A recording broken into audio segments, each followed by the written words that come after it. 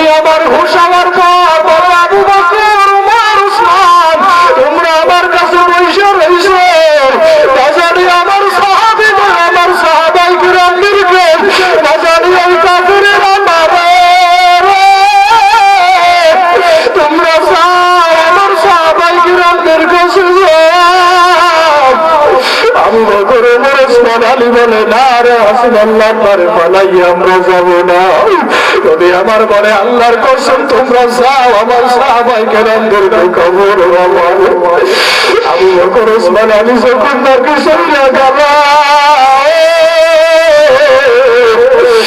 আল্লাহর বান্দারা নবীর একা ভাই আবার বেঈমানেরা যখন তীর সইরা মারতেছে, তালহা রাদিয়াল্লাহু তাআলা আরে মায়ার নবী আমার সরাইয়ার পরে ধরছে, যেই দিক থেকে কাফেরের আমার নবীর তীর সইরা মারে,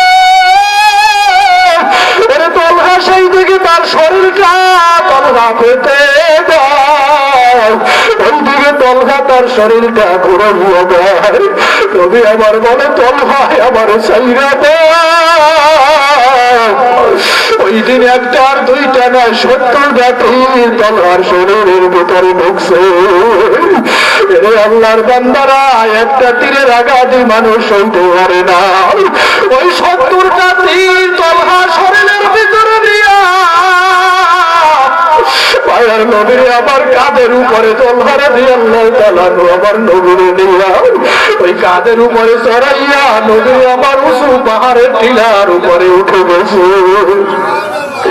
মায়ার নবী আমার মাঝে মাঝে মসজিদে নববী থেকে নামাজ পড়ে নামতো আর হঠাৎ কান্না কইরা দিত। সাহাবায়ে কেরামেরা বলে ইয়া রাসূলুল্লাহ আপনি হঠাৎ কেন কান্না করেন বুঝলাম না। বলে ও সাহাবীরা আমার তালহার কথা মুখুন মনে আমার চোখের পানি আর আমি রাখতে পারি না। ওই দিন উহুদের ময়দানে তালহা একটা আর দুইটা না 70টা তীর আমার এই পাহাড়ের চূড়ায় উঠে গেছে।